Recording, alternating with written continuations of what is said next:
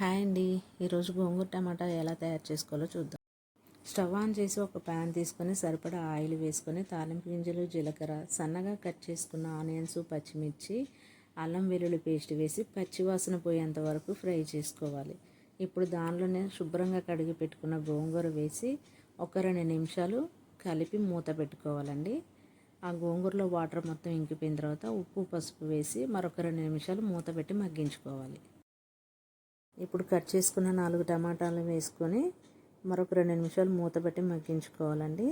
టమాటా ముక్కలు కూడా మగ్గిన తర్వాత కారం, ధనియాల పొడి, జీలకర్ర పొడి వేసుకొని ఒక 2 నిమిషాలు మూత పెట్టి మగ్గించుకుంటే అంతేనండి, గోంగూర టమాటా రెడీ. ఇలా ఆయిల్ బయటకు వచ్చేసిందంటే కర్రీ రెడీ అయిపోయినట్టేనండి. ఈ కర్రీ ఒక వారం రోజుల వరకు మనం స్టోర్ చేసుకోవచ్చండి. అంతేనండి. ఈ కర్రీ నచ్చితే లైక్ చేయండి, షేర్ చేయండి, సబ్స్క్రైబ్ చేయండి.